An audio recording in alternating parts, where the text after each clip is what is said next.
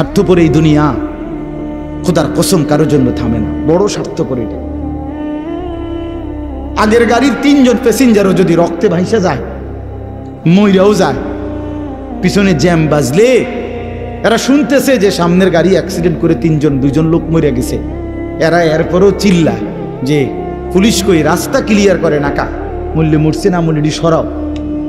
কারো হাতে সময় নাই। স্বার্থপর এই দুনিয়া, কারোর জন্য থামে না রে বাপ। হ্যাঁ, যেদিন বাপের জানাজা পড়ে, যেদিন বাপের লাশ কবরে দাফন করে, সেদিনও বংশধর সন্তান ছেলে মেয়ে ঘন্টাখানিক 2-4 ঘন্টা কাইন্দা কাটটা হইল, রাতের বেলা ঠিকই ভাত খায়। হ্যাঁ, খায় না? পাশের ঘর থেকে খানা আনে, আবার ঠিকই খায়। স্বার্থপর দুনিয়া যে থামে না রে ভাই, থামে না দুনিয়া। ওই জন্য আমাদের কারোর জন্য থামবে না। তুমি আমি মরে গেলে শেষ। আবারও বলছি এই কথাটা, আমি মরে গেলে এরপরে পৃথিবী যত আধুনিকে হোক না কেন, আমার কি কথা বুঝছেননি? আমি মরার পরে যদি সবার ঘর স্বর্ণের বাড়ি হয়ে যায়, তো আমার লাভ হইল কি? আমার মৃত্যুর পরে যদি সব মানুষ আধুনিক হইয়া সাঁদের দেশেও জায়গা, আমার ফায়দা কি? আমি তো নাই, আমি তো মরে গেলাম। যে কবরে চলে গেল সে কি আর ফিরে আসবে? আল্লাহ আমাদেরকে বুঝ দান করেন। এই জন্য ছেলেরা, রাত গভীরে বন্ধু চলো নিয়ত করি 5 ওয়াক্ত নামাজ পড়বো ইনশাআল্লাহ। ভাইয়া নষ্ট হইও না, নষ্ট হইও না, চরিত্রহীন হইও না বাপ। আমার একটা শেষ অনুরোধ, তোমরা ছেলেরা যারা, তোমাদের কাছে আমার শেষ আবদার, তোমরা সবাই জানো ভাই, ওই যে গাজা, ফিলিস্তিন, লেবানন, বিশেষ করে গাজায় মুসলমান মা বোন, এতিম বাচ্চা, মুসলমানের রক্তে আল্লাহর জমিনটা ভাইসা গেছে। প্রতিদিন মুসলমানের রক্তে জমিন ভাসতেছে। এত মুসলমানের রক্ত, এত খুন, এত শাহাদাত, মুসলমানের এই দুর্দিনে এত বড় পাষাণ কেমনে হইলা যে সারা দিন রাত উলঙ্গ ছবি দেখো, নাচ গান দেখো? এত রক্ত, এত লাশ, কিছুই তোমারে ভাবায় না? এটা কি কোনো ফয়সালা হইছে যে চিরদিন ফিলিস্তিনের মুসলমানই শুধু মার খাবে, রোহিঙ্গার মুসলমানই শুধু রক্ত ঝরাবে, কাশ্মীরের মুসলমানই শুধু রক্ত ঝরাবে? এমনটা কখনো আমাদের উপরে আসবে না, হবে না, এমন নিশ্চয়তা আমাদের কাছে আছে তো? হ্যাঁ কি বন্ধু, কি হিসাবে, কোন অর্থে, কি বুঝ কইরা আমরা এই পরিমাণ নাফরমানি করছি? ঘরকে ঘর ছেলে পেলে নামাজ পড়ে না, ফজরের নামাজে 4 জন 5 জন 10 জন মুসল্লি নাই। এমন হলো কেন? আমরা এভাবে আল্লাহকে ভুলে গেলে আল্লাহর পাকের রহমত বরকত আসবে কিভাবে? আমার ছেলেরা, আমার বন্ধুরা, আমার ভাইরা, আমার বাবারা, সবাই মিলে আল্লাহকে রাজি করি। আল্লাহকে নারাজ করে ভাই কোনো লাভ নাই, কোনো লাভ নাই। দুনিয়া চলেই যাবে, হাসতে হাসতেও মরে যাব, কাঁদতে কাঁদতেও আমরা মরে যাব। রাজপ্রাসাদের মানুষটারও মৃত্যু হয়, কুড়ে ঘরের মানুষটারও মৃত্যু হয়। সুখের রাতও ভোর হয়, দুঃখের রাতও ভোর হয়, বাসর রাতও ভোর হয়, জেলখানার রাতও কি হয়? দুনিয়া এই চলেই যাবে। এটা তো দুর্ভাগ্য বেটা, যে কিরে আমি একটা মানুষ, আমার কেউ কদ্দুর কিছু বাধা দেয় না, আমি দিন রাত অশ্লীল ছবি দেখতেছি, নর্তকী দেখতেছি, জিনা ব্যভিচারের দৃশ্য দেখতেছি, 1 ওয়াক্ত নামাজ পড়ে না, সেজদা দেয় না, চরিত্রের খবর নাই, চেহারার খবর নাই, চুলের সাথে, চেহারার সাথে, পোশাকের সাথে, কিচ্ছুর সাথে মুসলমানের কোনো নমুনা নাই। অথচ তারে কেউ বলে না, তারে ফিরাইবার চেষ্টা করে না। কারণটা কি? তার উপরে যে খোদার গজব পড়ছে। হ্যাঁ বেটা, তোর উপরে যে আল্লাহর লানত পড়ছে। এই জন্য মালিকের নজর থেকে যে সরে যায়, মাখলুকের নজর থেকেও সে সরে যায়। যারে মালিক পছন্দ করে না, তারে আল্লাহর বান্দারা পছন্দ করবে কেন? কেন ভাইয়া? ভেবে দেখেন। আমার মনে আছে, আমি প্রায় বলি, আমার ছোটবেলায় ছাত্র জীবনে আমি 3 বার, একদিনে 3 বার চুল কাটাইছি। আমার বড় ভাই আমারে 3 বার সেলুনে পাঠাইছে। কেন? এই ডিজাইনের চুল তো আমাদের সময় ছিলই না, শুধু সামনে পিছনের চুল একটু একটু 19-20 হয়েছে। বলছে না, হয়েছে না, সমান হয়েছে না, আবার যাও, আবার যাও, আবার যাও। জীবনে আমি একবার শুধু একটা এমব্রয়ডারি পাঞ্জাবি এরকম নকশাওয়ালা একবার গায়ে দিছিলাম জীবনে, একটা পাঞ্জাবি। বড় ভাই ধৈরা টাইম না সিরা টুকরা টুকরা করে ফেলাই দিছে। এই জন্য ছেলেরা আমি মাঝে মাঝে এটা অস্থিরতা বোধ করে বলি, আমার ভাই, আমি তোমার পরিবর্তন চাই, আমি তোমার বদলানো দেখতে চাই। তুমি নষ্ট হইও না, তুমি বরবাদ হইও না, চরিত্রহীন হইও না ভাইয়া, কষ্ট পাইবা। শেষ পর্যন্ত তুমি একলাই থাকবা, এই বন্ধুরা কেউ থাকবে না, এই মোবাইল কেউ থাকবে না, এই ফেসবুক, এই ইউটিউব এগুলো থাকবে না দোস্ত আমার। খুব অল্প সময়ের ব্যবধানে আমি তুমি সবাই পৃথিবীর মায়া ছেড়ে চলেই যেতে হবে, খুব দ্রুত। যুবকও কবরে চলে যায়, বয়স্ক মানুষও কবরে যায়, কোলের বাচ্চাও কবরে চলে যায়। আল্লাহ তাআলা আমাদেরকে বুঝ দান করেন, আল্লাহ তাআলা আমাদেরকে কবুল করে নেন। অনেক ছেলে বসছো মাশাআল্লাহ, ছেলেরা তোমাদেরকে আমি আপন করে বলবো, নিজের ভালো বোঝো ভাই, নিজের ভালো বোঝো। কেন নষ্ট হইবা? এত সুন্দর দেহ, এত শরীর স্বাস্থ্য আল্লাহ তাআলা সুস্থ সবল বানাইছেন। আল্লাহ তাআলা চোখ দিয়েছেন, নাক দিয়েছেন, কান দিয়েছেন, হাত পাও দিয়েছেন। কোরআন শরীফে আছে, এই যে এখন বললাম যে নামাজ পড়ে না তার মৃত্যুর কষ্ট হবে। কোরআন শরীফে আছে, আল্লাহ তাআলা বলছেন, ওয়াইলুন ইয়াউমাইযিল লিল মুকাদ্দিবিন, সমস্ত মিথ্যাবাদী নাফরমান পাপীর জন্য সেদিন জাহান্নামের আযাব। যদি বলি কেন, তো আল্লাহ বলেন, ওয়াইদা কিলা লাহুমুর কাউ লা ইয়ারকাউন, ওদেরকে যখনই বলা হতো নামাজ পড়তে, ওরা নামাজ পড়তো না। আমি বারবার ডাকছি, 5 বার এক এক বেলা, এক এক দিন 5 বার মসজিদে, এক একটা মহল্লায়, যেই কোনো মানুষ আমরা যখন মসজিদে এক একটা ওয়াক্তের আজান হয়, এক মসজিদে না, কমপক্ষে 10টা মসজিদের আজান কাছাকাছি জায়গার থেকে আমাদের কানে ঢুকে, ঠিক না? তাহলে 10টা মসজিদে যদি 4টা করে হরন থাকে, তাহলে 40টা হরন দিয়া আপনার কানে আজান পৌঁছাইলো। তুমি বেঈমান, একটা সেজদা দিলা না? তুমি কেমন মানুষের বাচ্চা? তুমি কোন মার ঘরে জন্ম নিছো? তোরে মুসলমান বলে কোন জানোয়ারে বেটা? তুই কিসের মুসলমান বেটা? কিসের মানুষ বেটা? কোন মানুষ তুমি বেটা? আল্লাহ তাআলা বলেন, আমি বললাম তাকে বারবার, সে আমার মতো মালিবের কথা, মনিবের কথা ছেড়ে দিল, প্রত্যাখ্যান করল। কোরআন শরীফ আছে, জাহান্নামীদেরকে ফেরেশতা ডাক দিয়ে বলবে, মা সালাকাকুম ফি সাকার।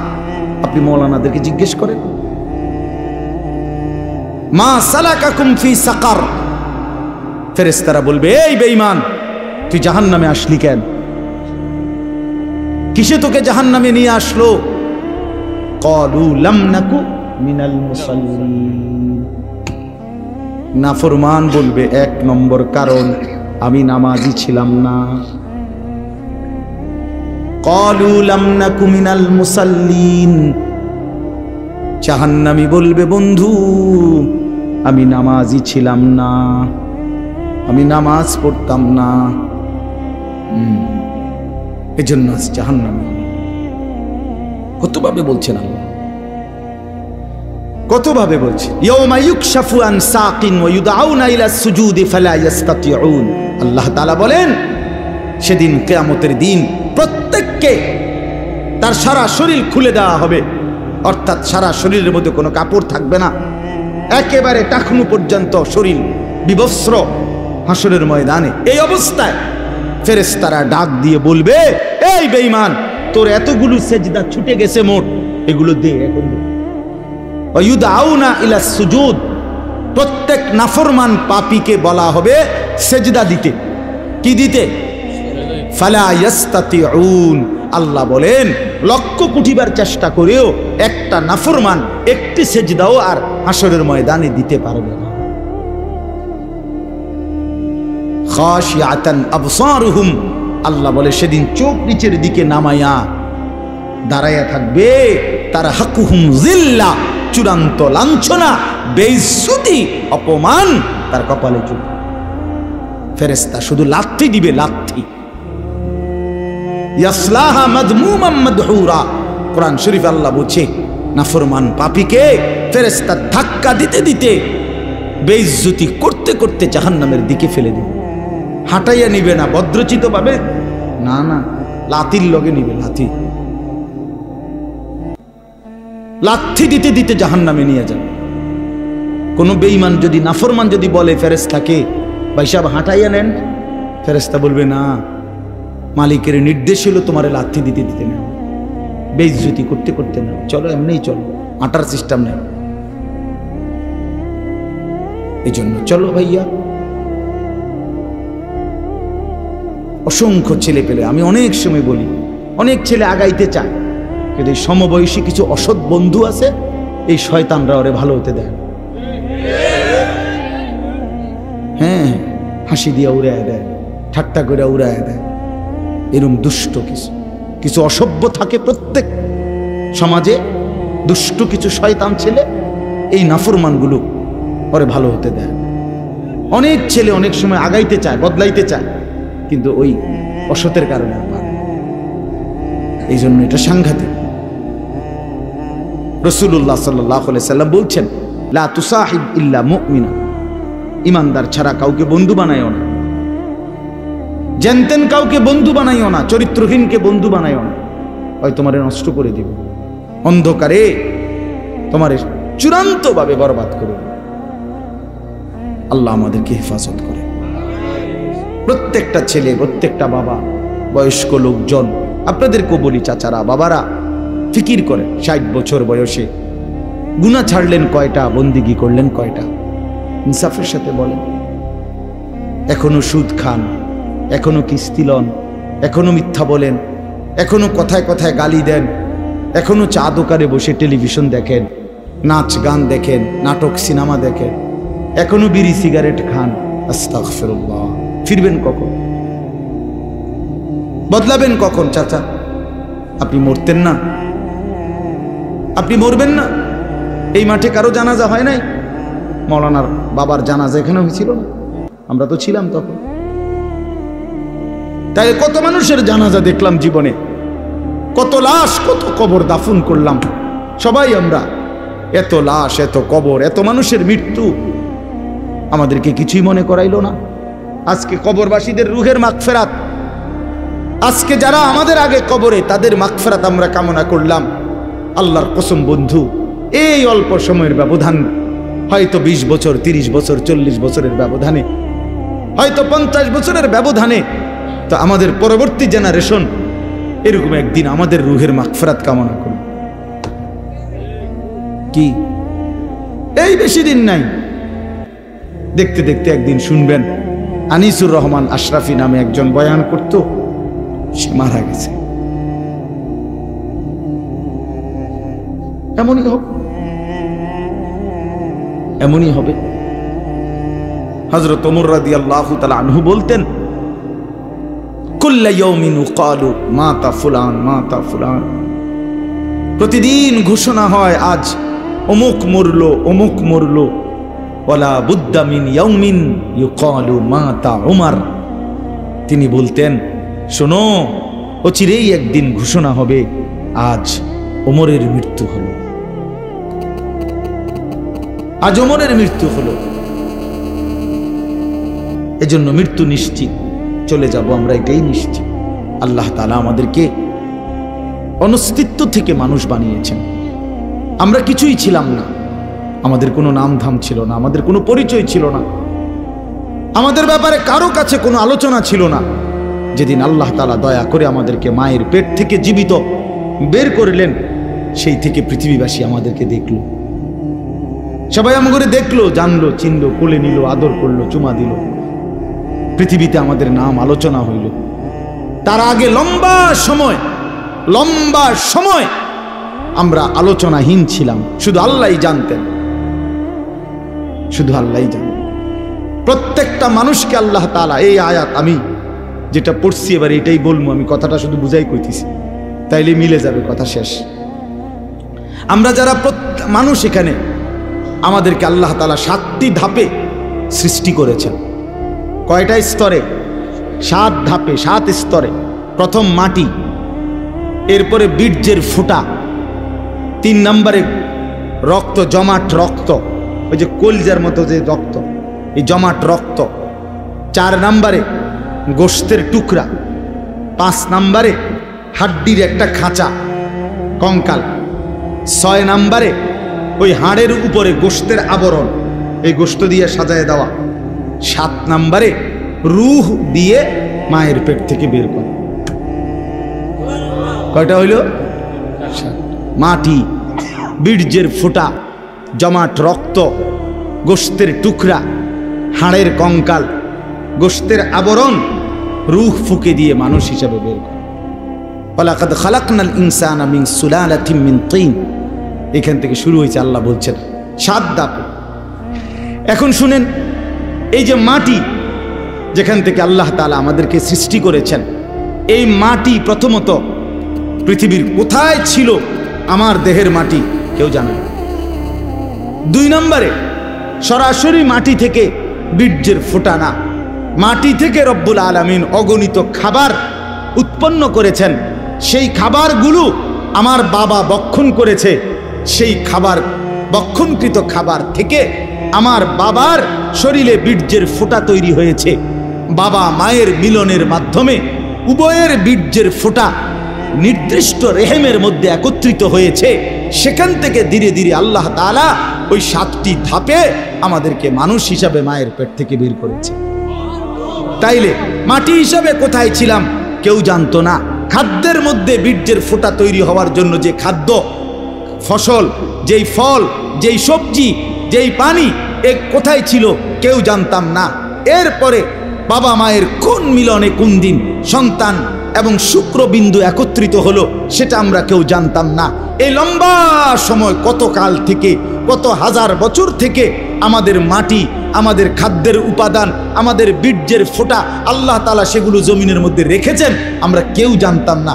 আল্লাহ বলেন, আমি কিন্তু প্রথম থেকেই সবটা জানতাম।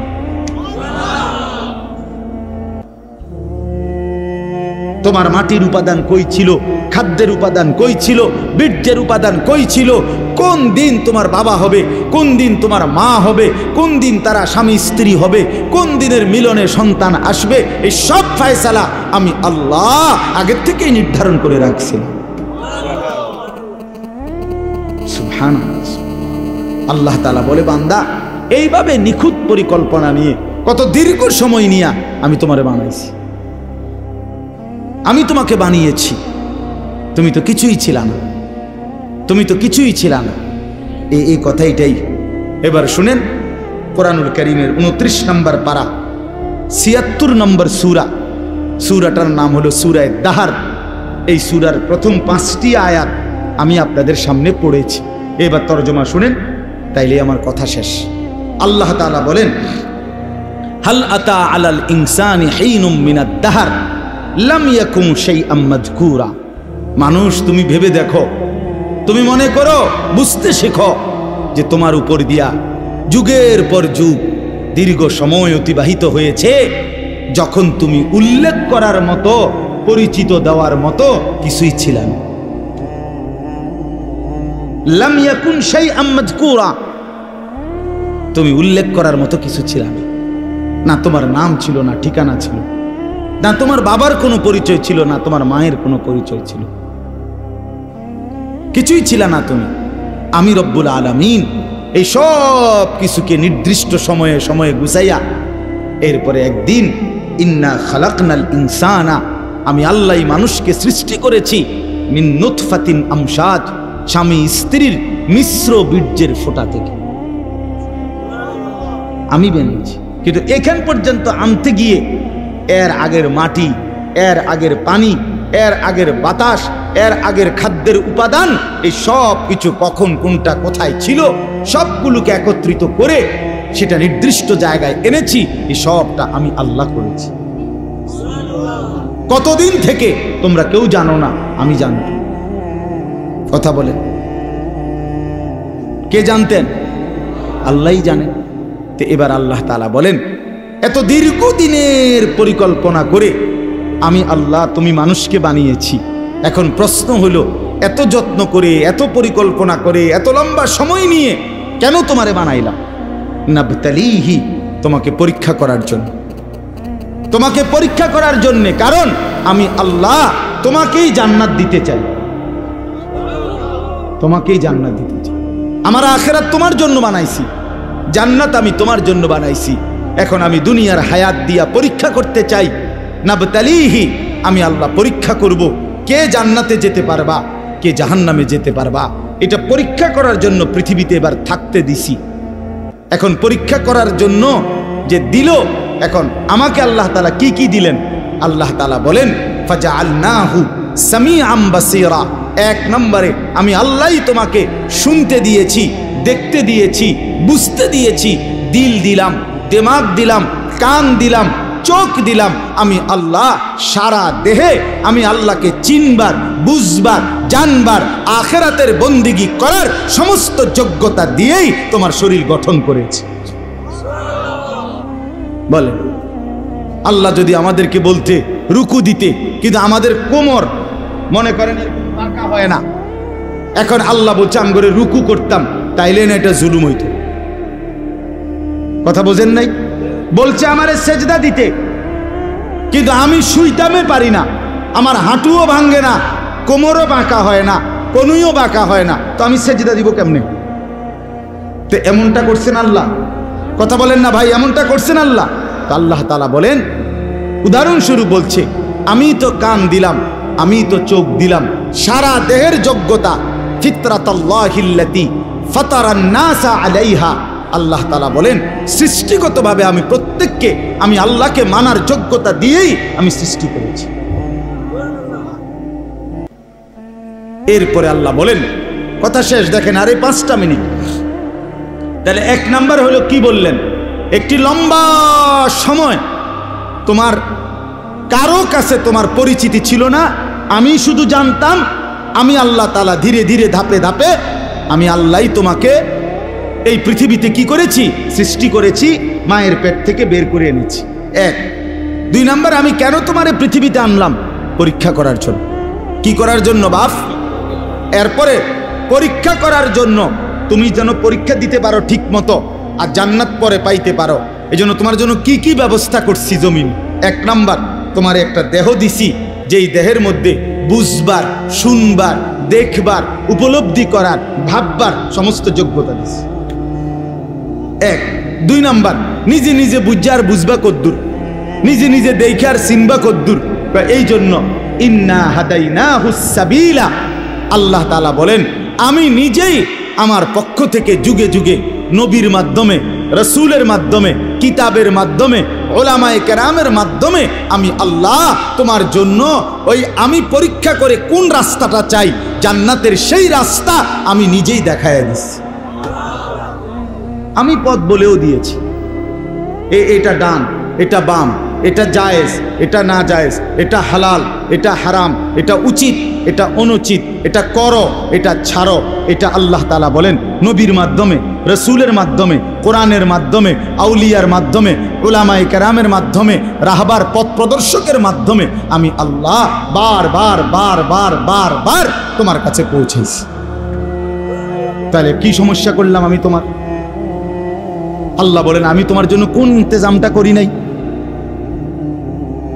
তোমারে সমস্ত বন্দিগি করার মতো যোগ্যতা সম্পন্ন একটা শরীরও দিছি, আর কি করবা বুঝাইয়া দেওয়ার জন্য আমি আল্লাহ তাআলা আমার পক্ষ থেকে পথ প্রদর্শক সবই তো দিলাম। বলেন কি কারণে নষ্ট হইলাম? কি কারণে চরিত্রহীন হইলাম আমরা? আমার ভাই বলেন, আমার এই শেষ কথাটা রাত্রিবেলা শুনেন, ভাবেন, ছেলেরা তোমরাও ভাবো, বাবারা আপনারাও ভাবেন। আমাদের রব আল্লাহ, আমাদের নবী মুহাম্মদুর রাসূলুল্লাহ সাল্লাল্লাহু আলাইহি ওয়াসাল্লাম, আমাদের কিতাব কোরআন, আমাদের ধর্ম ইসলাম, এই 4টা জিনিস সর্বশ্রেষ্ঠ। আল্লাহ সর্বশ্রেষ্ঠ, নবী মুহাম্মদ সাল্লাল্লাহু আলাইহি ওয়াসাল্লাম তিনি, কথা বলেন না, সর্বশ্রেষ্ঠ কিনা বলেন? কোরআন, ইসলাম আল্লাহ, নবী, কোরআন, ইসলাম, তাহলে সর্বশ্রেষ্ঠ 4টি জিনিস আল্লাহ তাআলা আমাদেরকে দিলেন।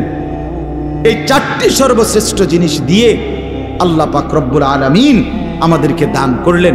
বিনিময়ে আমরা কেন পথহারা হইলাম বলেন ভাই? কি কারণে নষ্ট হইলাম? কিসের অভাব ছিল আমাদের? না বুঝানোর অভাব, না বুঝার মতো জিনিসের অভাব। আল্লাহ বলেন এত উলামায়ে কেরাম, এত ইমাম, এত খতিব, এত উলামা, এত আউলিয়া, এত কিছুর মাধ্যমে বললাম, কেন আমারে চিনলাম, কেন আমারে বুঝলাম? এই জন্য আল্লাহ তাআলা বলেন ইন্না হাদাইনাহুস সাবিলা, আমি আল্লাহই তোমাদের জন্য শরীরের দেহ অঙ্গ প্রত্যঙ্গ যেমন দিলাম, আমার পথ থেকে, আমি আমার পক্ষ থেকে তোমাদেরকে জান্নাতের রাস্তাও দেখাই দিলাম।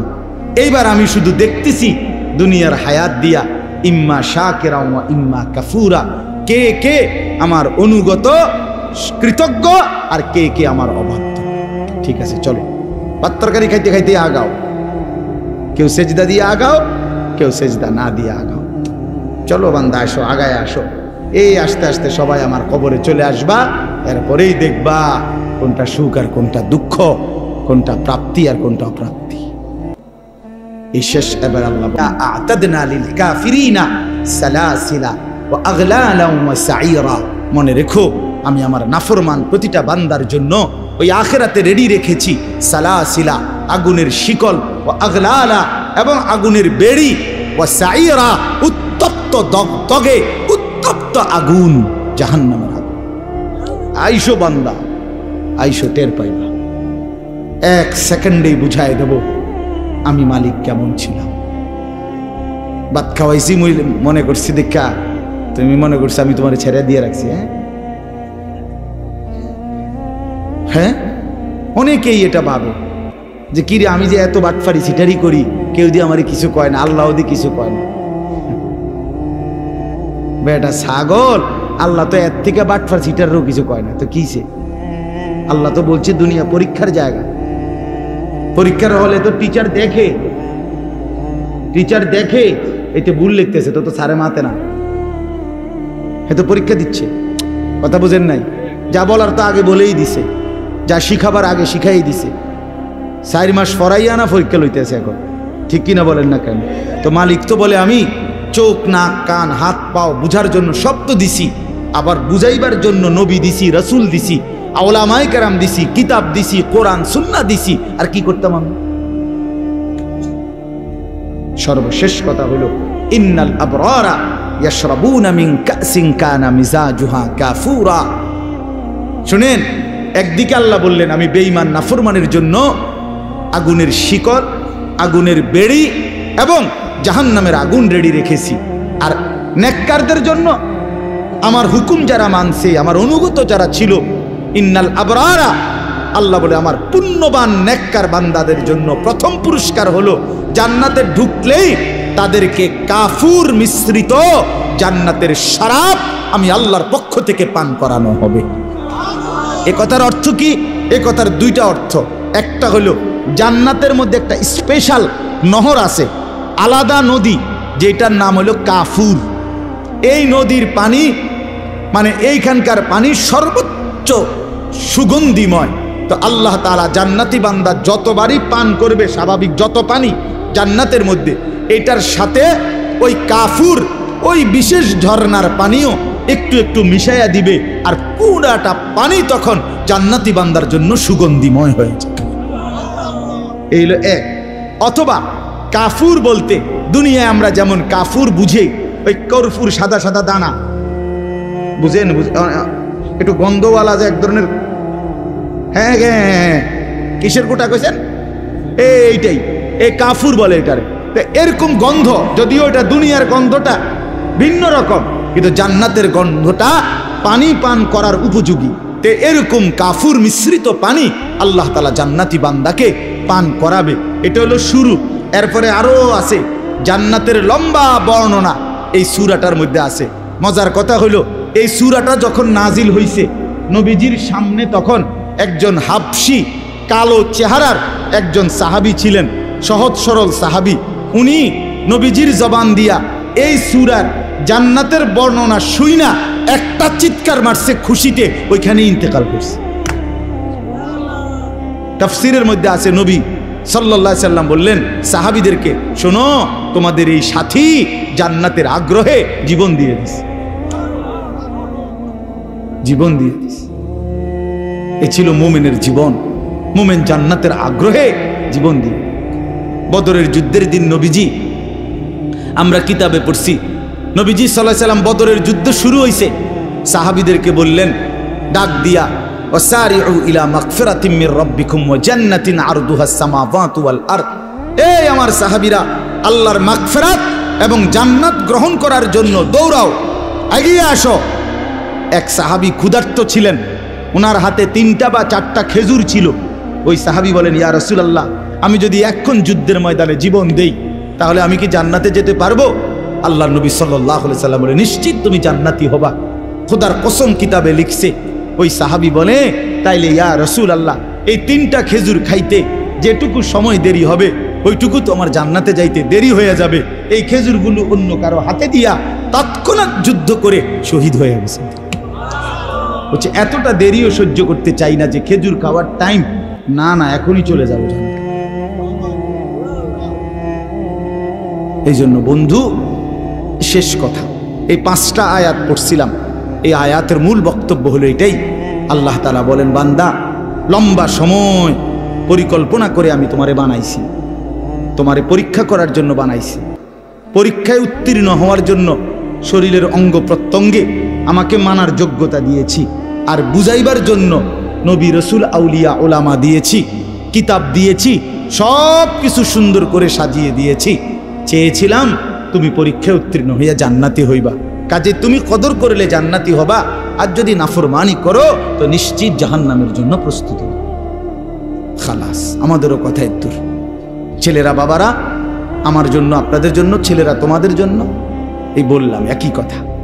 গ্রহণ করলে আলহামদুলিল্লাহ, না করলে নিজের বরবাদি নিজে টানলেন, কোনো অসুবিধা। কেউ কারো জন্য, মনে রাখেন এই শেষ কথা, কেউ কারোর জন্য থামে না বন্ধু। সামনের অ্যাক্সিডেন্ট, সিএনজি অ্যাক্সিডেন্ট করলে পিছনের সিএনজি থামে না, ছাড়ি দিয়ে যায় না। স্বার্থপর এই দুনিয়া, খোদার কসম কারোর জন্য থামে না, বড় স্বার্থপর। আগের গাড়ির 3 জন প্যাসেঞ্জারও যদি রক্তে ভাইসা যায়, মইরাও যায়, পিছনে জ্যাম বাজলে এরা শুনতেছে যে সামনের গাড়ি অ্যাক্সিডেন্ট করে 2 জন লোক মরে গেছে, এরা এরপরও চিল্লায় যে পুলিশ কই, রাস্তা ক্লিয়ার করে নাকা, মূল্যে মরছে না মূল্যটি সরাও। কারো হাতে সময় নাই। স্বার্থপর এই দুনিয়া, কারোর জন্য থামে না রে বাপ।